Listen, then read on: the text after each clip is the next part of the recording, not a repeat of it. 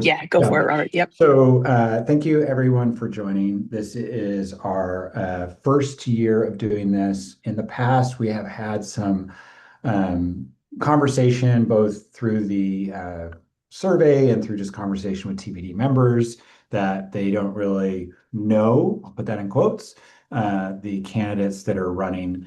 And so we responded by putting together this meet and greet with the candidates before the election slate came out.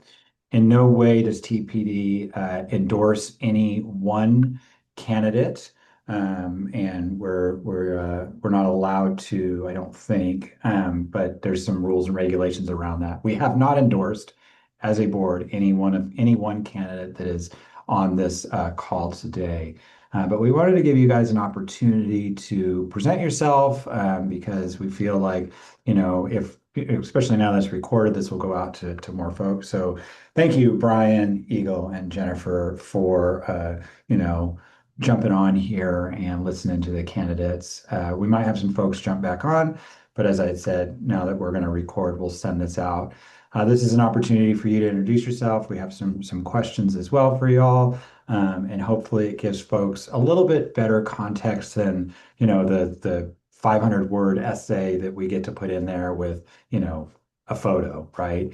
That's it's not really a lot. And I've actually found it quite difficult to choose between candidates on other APA elections without at least interacting with them or whatever. So that was the intention of the board. We cleared it with APA national staff to make sure that this was, in fact, acceptable. It is acceptable as long as we invite every person and give them kind of like an RFP, if you will, give everybody the opportunity. We have. We've had two candidates that have recused themselves due to personal reasons. One of those candidates is Lakeisha Hull for the vice chair of chapter liaison. We have successfully removed her from the ballot. Another candidate is Laura Amor. That was earlier today, so we are trying to remove her from the ballot so then that way it doesn't, affect the other candidates. So with that, I will, are you introducing candidates, with the actual position? Yeah. Oh, welcome. Thank you all for being here and taking the time. And let me add one other thing. I think, not I think, I really appreciate you stepping up and being willing to serve on the TPD board. I've been serving on the board for quite a long time now. This is I've finally termed out Sherry Dawson, who's not on camera, but maybe you could jump on camera, share if you're available, is going to be our new chair next year. So I will be our outgoing chair. And it is a real honor to serve on the TPD board. We have 5,000 members now, and we do a lot of really unique, interesting things. We are one of the largest divisions, if not the largest division. Us and community regional planning, we kind of tag team who's first given the month. But it is a responsibility. There is more than just putting it on your resume. We ask that you do a few things. And I think that that also gives you the opportunity to serve the profession. And so just stepping up and saying yes is, a big deal to the board and to us because we want to make sure that there are folks, in the pipeline, good folks like y'all that come in and are willing to serve. So I really do wholeheartedly thank you for running and letting your yes be yes, and folks that decided, you know what, this is not going to work for me, saying no, and there's nothing wrong with that either. So really appreciate you guys signing up. So with that, M. Thanks, Robert. Hi, I'm Emma. I'm the current vice chair of outreach for TPD. I'll be wrapping up my time at the board for now at the end of December, and I have the pleasure of being your MC for the day. Robert, I'm going to make you a co-host just in case something goes wild and wacky. Just heads up there. And we still have some folks coming in, which is great. So here's our format for today, team. We have two positions that are up for grabs: vice chair, chapter liaison, and vice chair of outreach. We'll start with our vice chair of chapter liaison candidates. I have a question for the three of you. Hold on, We'll Em. go. Oh yeah. Sorry. We actually have three positions available. Oh One well, is true. not being contested, so you may want That's to right. as well. Yes. So Justin, will be on the ballot alone for the secretary treasurer position. So that's that. Okay, great. Sorry, throw you off your Um, grace. you will see, yes, you will see somebody else on the ballot, but only one person. So we're not going to put them through the paces today. Um, so yeah, so we'll start with our vice chair, chapter liaisons. We'll go in alpha by first name, and then we'll reverse it for the second question. So I'll give folks about 2 minutes to answer the question, but on this first round, I'd like you to introduce yourself briefly, name, title, maybe your participation with TPD. So we'll keep that nice and easy. And so let's go ahead and get started. Again, 2 rounds, 2 questions per candidate, and about 2 minutes to answer. I'm not going to run a stopwatch, but we do want to keep these concise because at the very end, we're going to open this up for Q&A with everybody from the audience. Ideally, we will do that in the chat. That would be the best way to submit your questions. But if for any reason you're not able to chat, you can raise your hand or come off mute to ask the candidates questions. So Eric, you are first up for the vice chair at chapter liaison position. And here's the question for you and for the others for the chapter liaison position. So TPD works across dozens of APA chapters with very different capacities and priorities. What's one strategy you'd use to strengthen the connection between TPD, the division, and the chapters that are currently perhaps underengaged or looking for ways to get more engaged? How do you measure when something's working? I know that is a big question, but I'm sure it's something you've thought about when you applied for this position. So Eric, introduce yourself briefly and then give us your thoughts. Great. Well, thank you. My name is Eric Power, and I am the Deputy City Manager for the City of Deerfield Beach. It's a coastal city on the east coast of South Florida. I was the Director for Planning and Development Services for about 9 years and the Interim Director of our Environmental Services, which are our engineering department, for a year. And now I'm the Deputy City Manager. So trying to incorporate a lot of what I've learned in the last couple of years from engineering and planning and transportation is that point in between, and that's where I've really kind of gotten focused in this part of municipal planning. I'm new to the division. I actually am not a member at this moment because of when you have to register, you can only do it during your annual dues. So I tried doing that, but I have to wait a little bit longer. But I was excited about the division, and then when I was signed up for emails, I saw the email for the position. I thought I wanted to apply. Really, regardless of whether or not I become a board member or not, I still want to be engaged with the state of Florida's transportation. And I saw on the website that there are some states and some areas that don't even have a representative, which I would want to address immediately and engage with the other 45 or 46 other participants who are listed on the website, and trying to not only understand what they're doing in their state, but also trying to see if there is some consistent training that we can do. Every state's different, every region's different, but at the same time, learning can be consistent, and trying to provide consistent opportunities for everyone and trying to provide outreach for everyone and connections. So that would probably be one of the things that I would like to look at doing. I'm sure it's something you guys have already addressed or tried to do, but outreach is very important. I like to engage with people. I presented multiple times at FAPA conferences and FPZA, which is Florida Planning and Zoning Administration. I presented other places before. I really like speaking, and I like doing presentations, like engaging people with interactive learning, especially when you're doing things like webinars. It's very difficult. I know we all do these every day, and I'm typing an email, and you're trying to listen, and someone's on the phone, and it's hard to really be engaged while listening online. And so, trying to find opportunities to make things interesting for people and to want to continue or to increase, the range of the divisions. Not a say to anything about the transportation division, but I mean, I've been a member of APA since I think 2004. I've been AICP since 2007. I only learned about divisions just a couple of years ago. It's shocking how many divisions we have and how few members are really a part of them. So I think that's something that would, not just myself, but for all of APA, we can try to encourage. Thank you, Eric. And 2 minutes on the dot. We appreciate that. All right, Jennifer, you're up next. Same question. We work across dozens of chapters, different capacities and priorities. What's your strategy for sort of strengthening those connections, maybe engaging some disengaged areas? And if you have any thoughts on how you might track or measure that.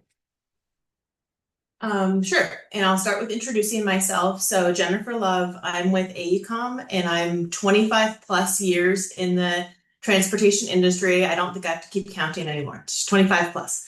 And I've always been in transportation. I'm currently the transit and rail practice lead for Arizona, New Mexico for AECOM.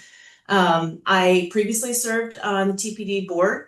I was the vice chair of programs, and I did a lot of work with the annual conference and bringing people together on that, planning around that, the FAICP nomination process, and then the day of service that we started through through TPD. So I've previously been on the board for 4 years. I've served in several leadership positions in WTS and with my local planning board and the city I live in, USGBC. I've sort of circled around all this. I miss being part of TPD, and so I'm looking for an opportunity to come back and be more involved. As far as outreach, I actually started as the Arizona chapter person. That's how I got involved in TPD originally. So I have been that local chapter liaison already. I think it's important to do knowledge sharing. I'm a really strong advocate of that. So just having regular coordination meetings, if it's monthly or bi-monthly, what works, and kind of do lessons learned and learning. So different state chapters are sometimes smaller than state level can learn from each other.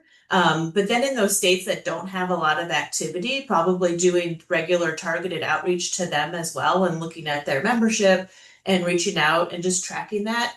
I think there's, starting with their existing membership, but also just kind of reaching out to people in the industry and informing them that this exists. People don't know necessarily.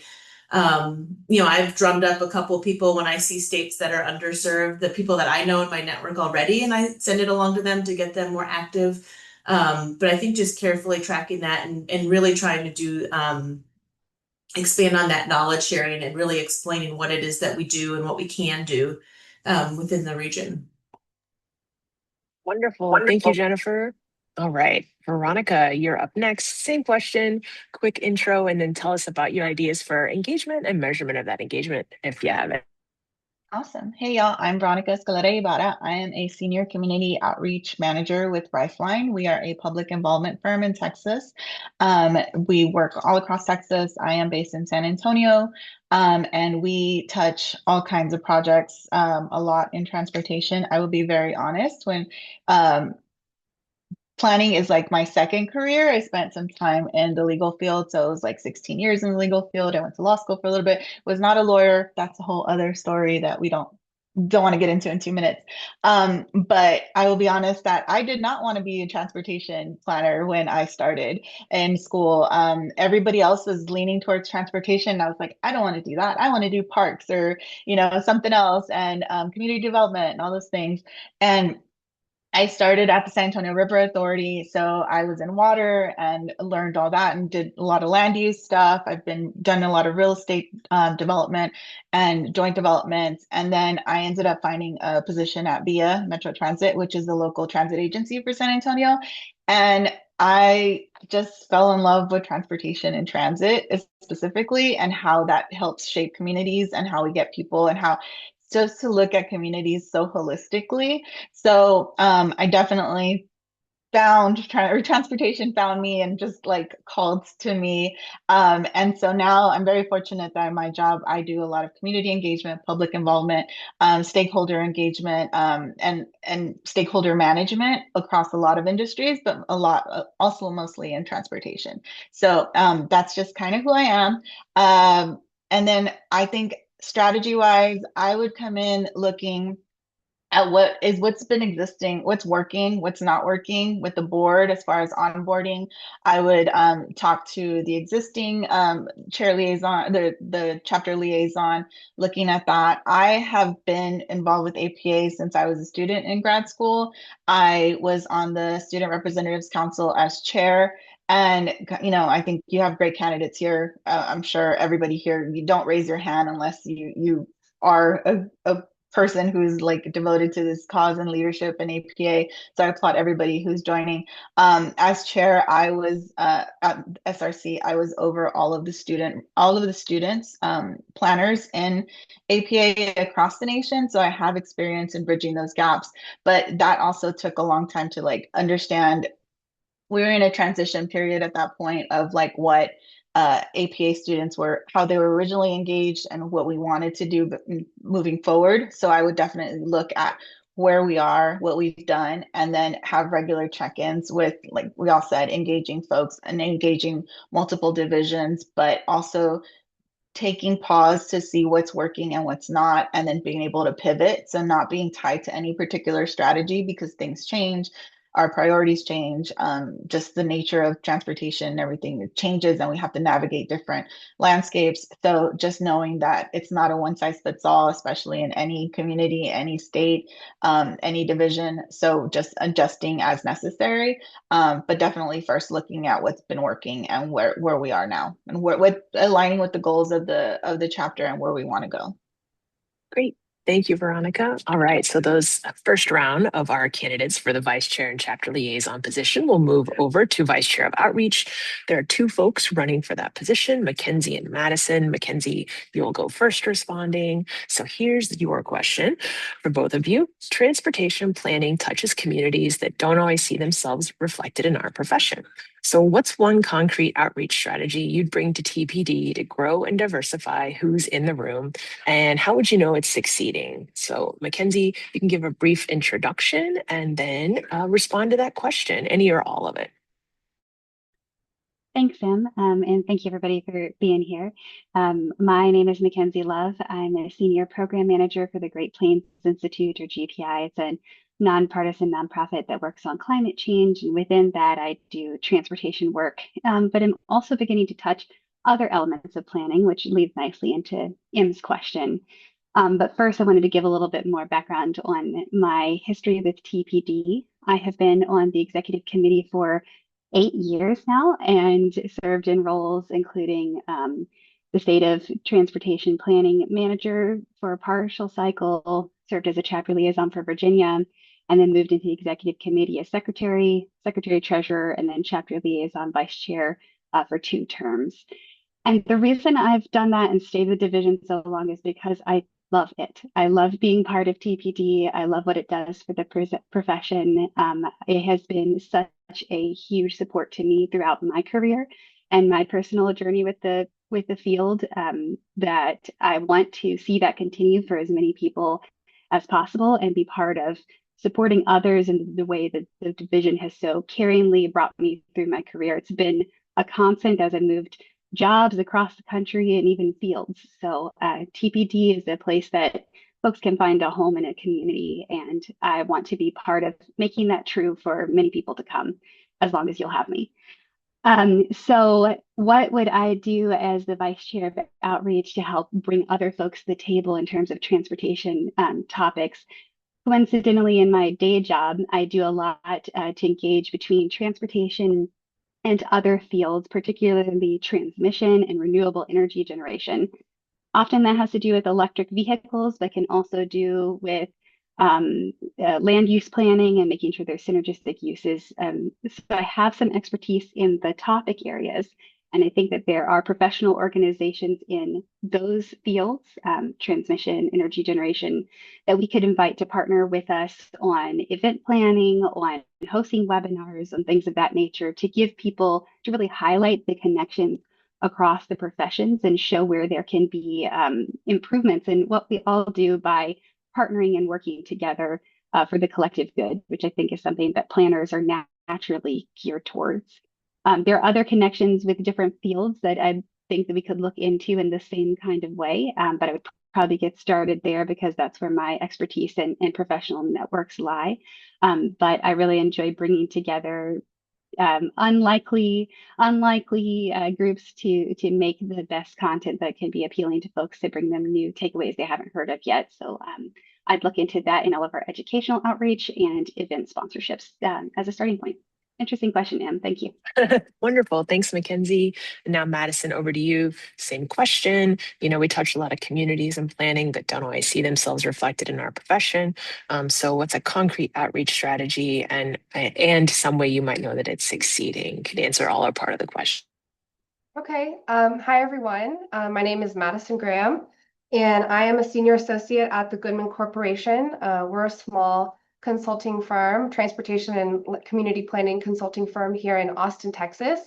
And I apologize, I'm a little sick today, so if you see me going off camera, I'm just blowing my nose. So, but super excited to be here today and super excited to be a part of this group. You guys are all super exciting and clearly dedicated to the profession. So that's really great to see such dedicated individuals here. A little bit of background about myself. I actually calculated, I also have been a member of APA since I was in undergrad. So I've been a member for 12 years now, and I have been a member of Transportation Planning Division.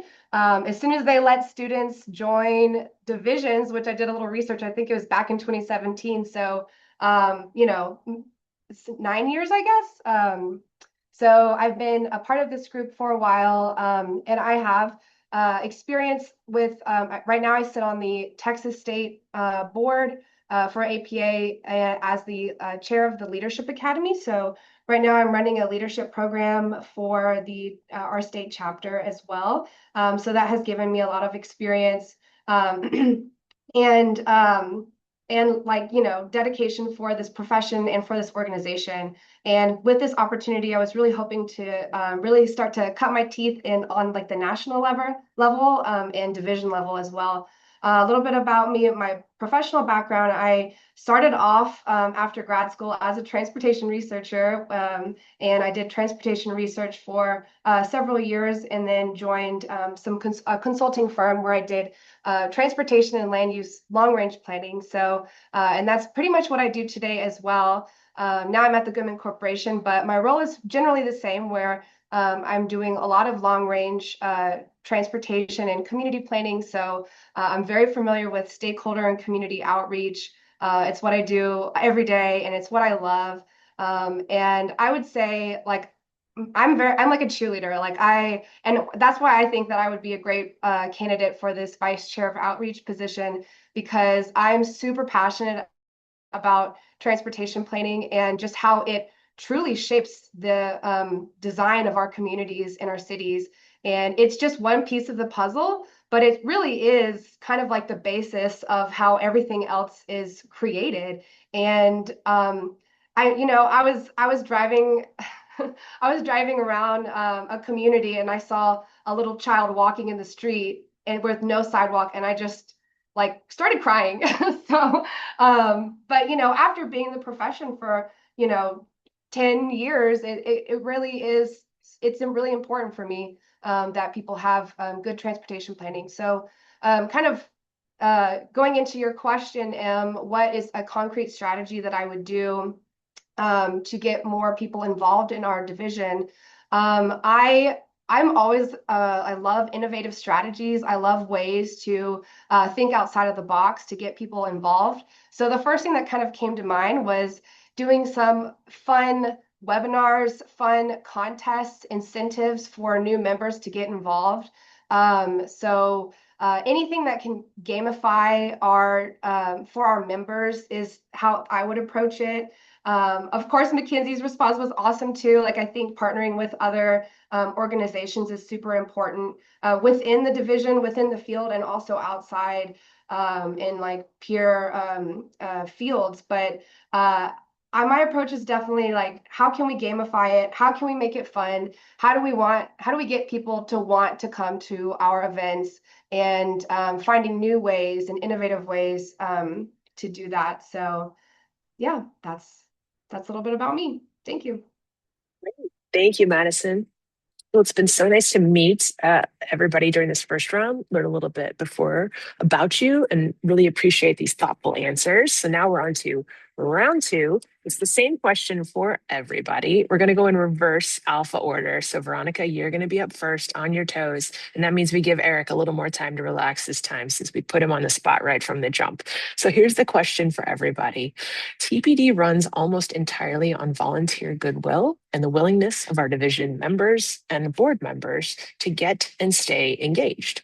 What's your secret weapon for getting already busy people to say yes to one more thing? So Veronica, you're up first. Yeah, so definitely have a lot of experience with that. In addition to when I was a student in APA SRC, that was a 6-year commitment because you're incoming chair, then past chair. When I rolled off of that, I now on the Texas State Executive Committee, so I am the treasurer, and I definitely have experience and know what it's like to. So I've been around volunteer leaders for a long time, especially APA leaders. And it's a lot of building trust and just understanding. We all have lives, we all have work, that is a priority. And so I definitely know that sometimes I'm not always going to be on the ball, but if you have that support system to help you, and if there's somebody else, the chair, like if life happens, you come in, and it's very much a team effort. So that's kind of why I was going back to like strategies wise, understanding what the goals are, the alignment of the incoming chair, the past chair, what TPD has done before, and knowing how to prepare for that, because that's what it is, right? It's like all a team, it's all community, and you don't get anywhere unless you have that trust built first. So I definitely think that that's helpful in understanding and knowing and understanding that we are all people, and people have lives, and lives happen, and stuff happens, and that expectation with volunteer leadership is that you're there definitely for a purpose, but you have a servant heart. And so having a servant heart also means knowing that for your fellow volunteer leaders, you have that understanding and compassion, and know when to help and when to pull back, and those kinds of things, and just being open and honest onto what you can commit. So like definitely understand the folks who may have dropped off, and that's definitely okay, because it's not the right time in their career or in their life, and that's okay, and that's very brave and courageous for them to admit, and to remove themselves to allow people who do want to have that opportunity. And there will be times when I will be the first one to raise my hand and say like, hey, I really need help with this, or this isn't the right time for me. And I think it's just about honesty and that building trust.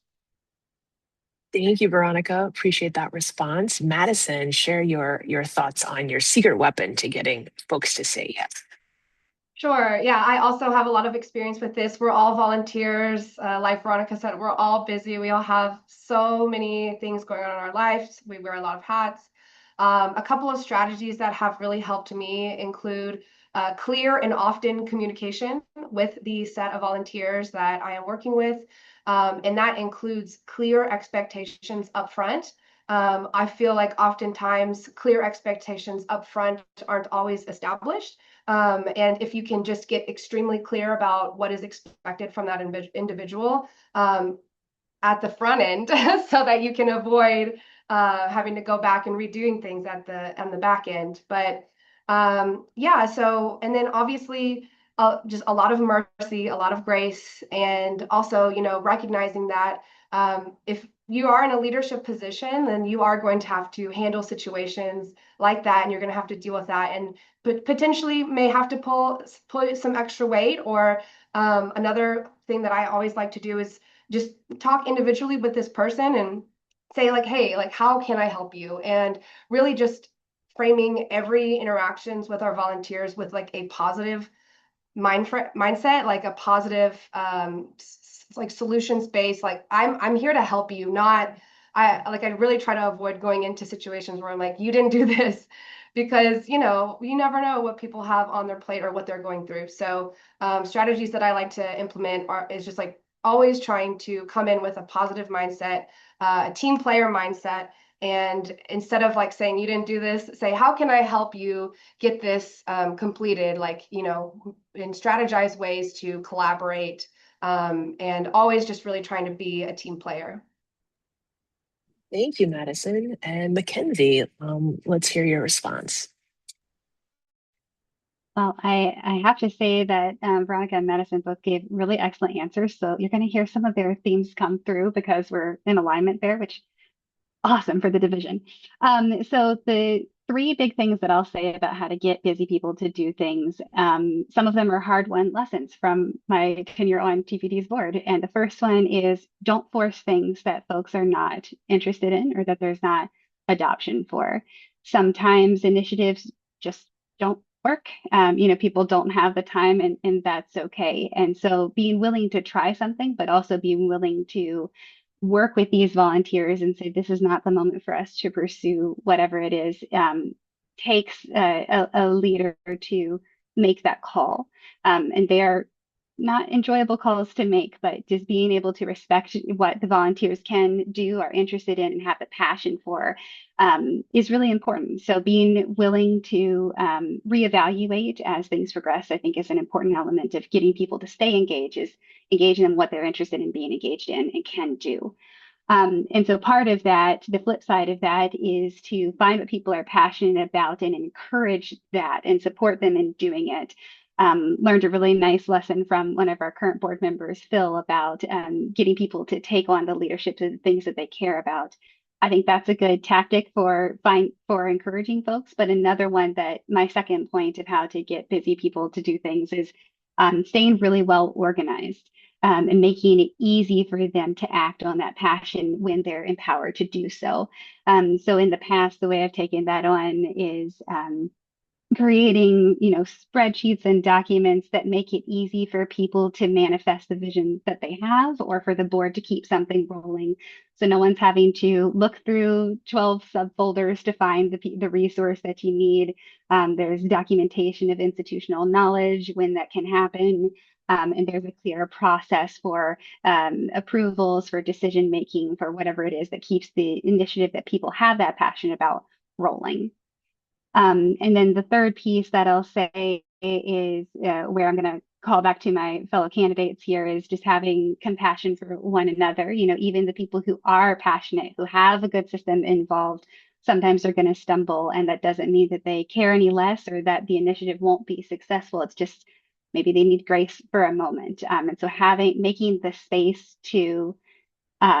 and time within the board's busy schedule and the division's busy schedule to allow for that, and creating a network that allows us to fall back on one another when those lapses happen, I think is really important, and something I'd want to contribute to. So I got a little bit verbose there in the middle, but just to recap, the three things I'd say is finding the things that people are passionate about and not forcing it when they're and ready to do, and not forcing it when they're not. Giving people the organization that helps them act on the passion and feel empowered to manifest whatever it is that they're working on. And then giving people the grace and the networks to deal with anytime there's a lapse in capability, and get back up to speed when they're ready, so that as a collective, we can all move forward together. Thank you, Mackenzie. All right, Jennifer, let's hear your thoughts.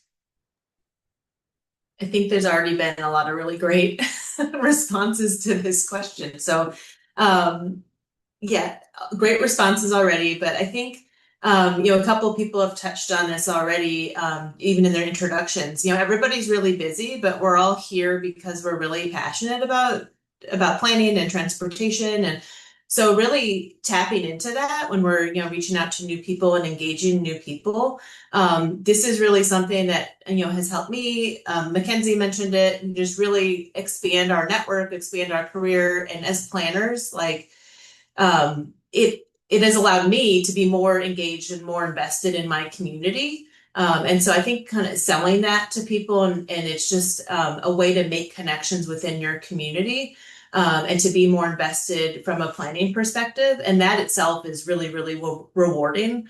And it also just can help you from a chapter liaison perspective, like getting people engaged there. It can help you build your own network and knowledge share, and make connections within your state or within your community, for yourself to meet other people and network, but also connect to other people in other communities, and, lessons learned. And I think it just building that professional development aspect is really, really helpful and very rewarding, and it makes it really rewarding to be more invested in your community. I think sometimes volunteering for things can seem really overwhelming and it might take too much time. So really understanding like you don't have to do everything yourself.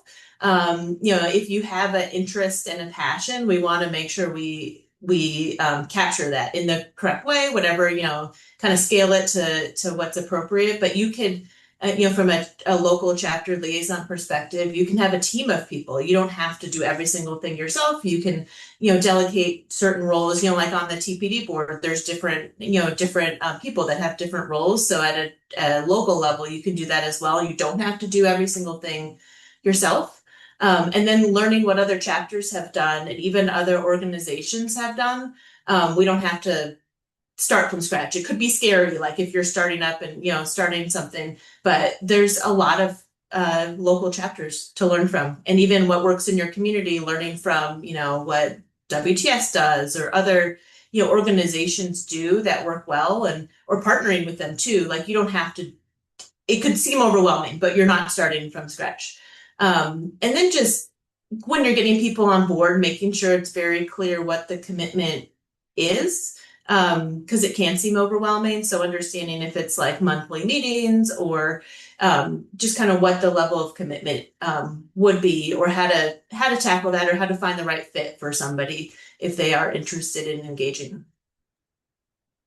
Wonderful. Thank you, Jennifer. And Eric, share your thoughts on this question.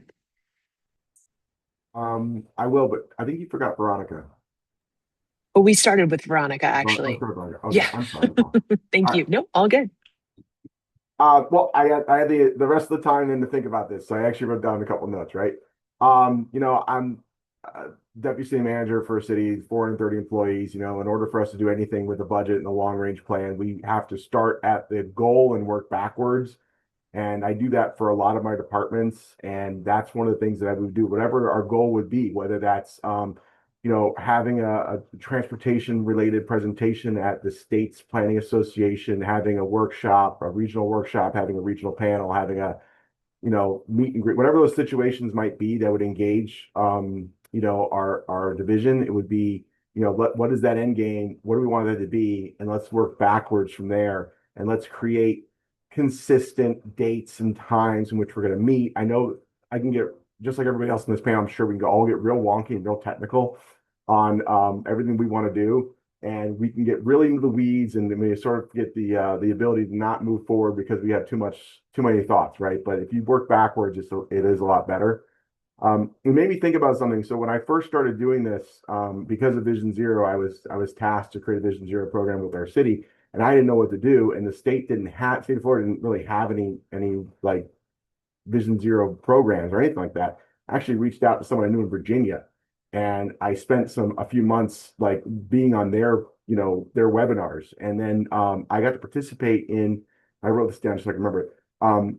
There was a Federal Highway Administration Vision Zero Community Pairing Program. It was like a 2-year program, and from that there was a Coffee and Connections program, and from that there was a peer review program, and now we're currently in ITE Safety System Approach Series that has been completely grassroots by cities and private transportation people who wanted to sort of continue the group, right? And so I've been in now 5 or 6 different groups of around 30 to 40 people all over the country who have a same vision of safety for their communities. And that's kind of the same thing that I think this division is really trying to do throughout the state. But with APA, not everyone that I've been working with is APA. Mostly they're engineers. I'm one of the few planners involved. It's almost completely engineer based, which is a great opportunity for me because we really do speak different languages. But that's kind of maybe one of the things I'd like to try to do is find what our goals are going to be for that particular state or that particular region, and try to work backwards so we can achieve that success. Thank you, Eric. And thank you to all the candidates for your response to that question, sharing your secret weapons. Lots of good tools in the arsenal there. And so now it's time for us to open up for Q&A. You can use the raise hand function if you'd like to use that, or if you'd just like to type your question into the comments box. Maybe you're not able to be on camera, raise your hand right now. Please go for it. And this is open to anybody. You can ask a question of a specific candidate, or if you'd like to hear from the chapter liaison candidates or the outreach candidates, you're welcome to do so as well. So I'll give just a minute for any members or other folks to type in a question or raise their hand.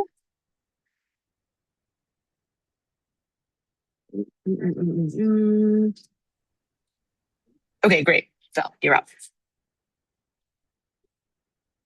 And you're on mute. Hi. Have any of you seen any of the initiatives that TPD has done and said, oh, we could do it better if we just did something? And I will add on that none of our feelings will be hurt by your honest critiques. This is not a test. At least mine won't. I don't know about the others. Do we And want to speak or go in order again, or what do you want to do? Yeah, just go ahead and jump in there. I would apologize for just jumping in first. I think the book club is the greatest idea. I was so excited to saw you guys have a book club. I love to read. And unfortunately, I only found out about it last month, and I had some night meetings for the book club schedule, but I just got the last book on order. Wait, I actually wrote it down what it was. I forgot now. But I really enjoy reading, especially now transportation related books.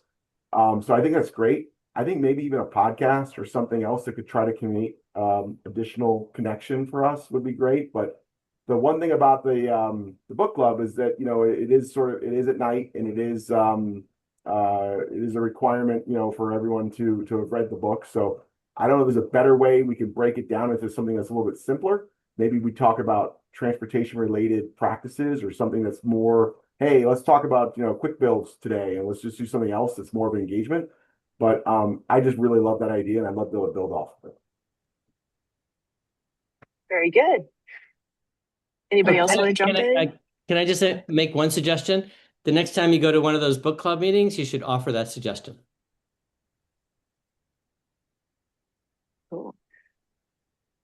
I can Other just add folks. real Yeah, quick. go for it. Yeah, please. So not really, I don't want to say, oh, we could do this better.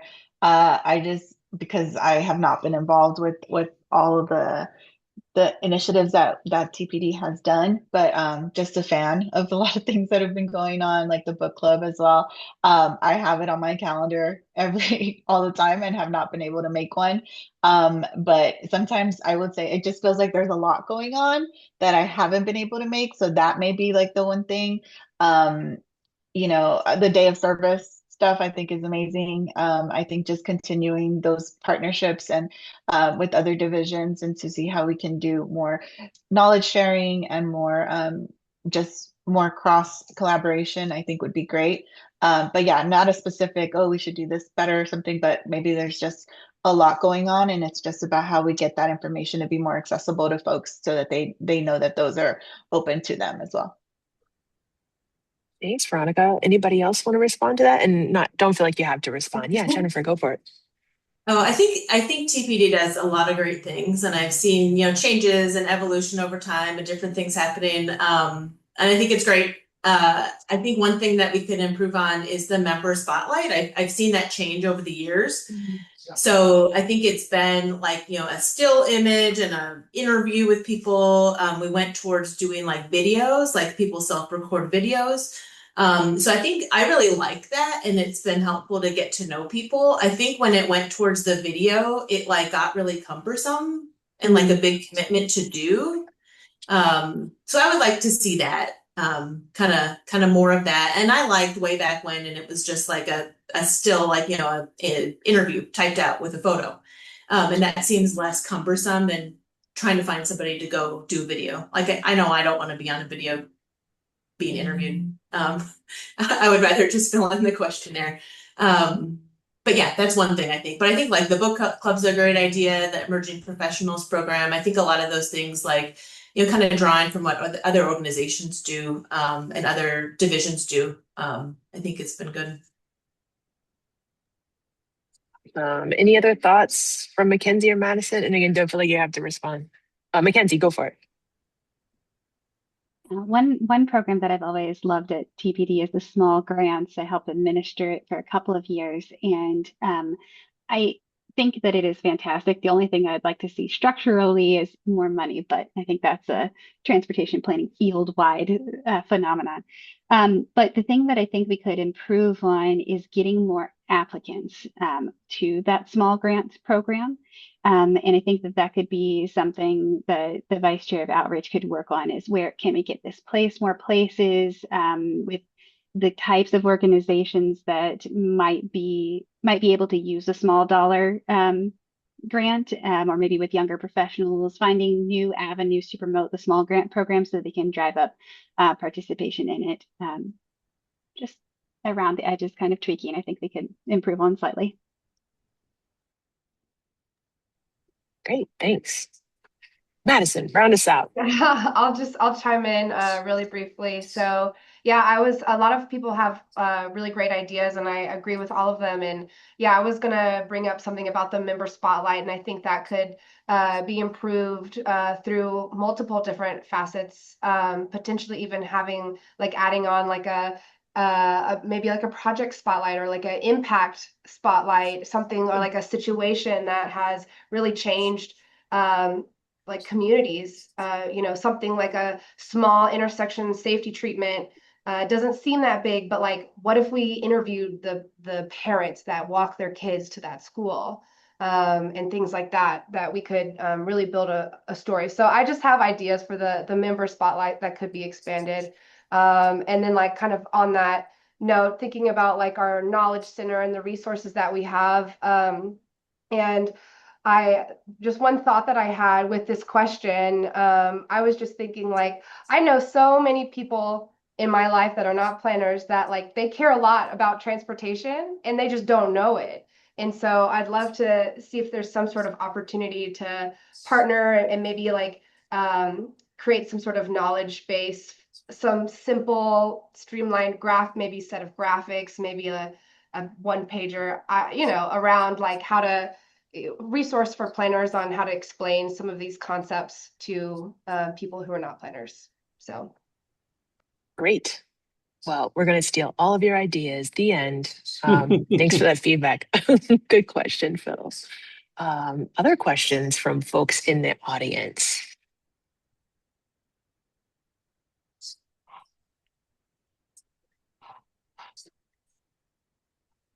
Don't hold back.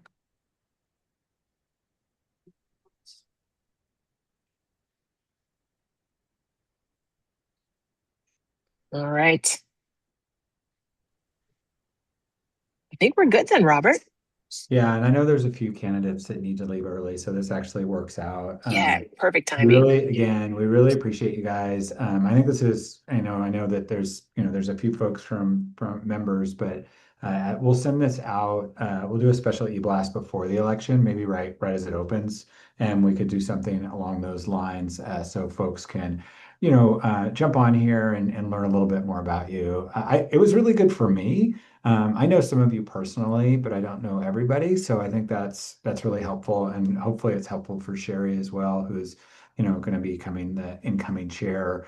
Because I think for me, sometimes we, even like as a chair over the last several years, there'll be candidates on there, and I'm like, I don't know who this person is. So it's really great to see you guys and know that at some point we'll certainly be working together with a few of you. I wish everybody the best of luck, and reach out if you have any questions or concerns.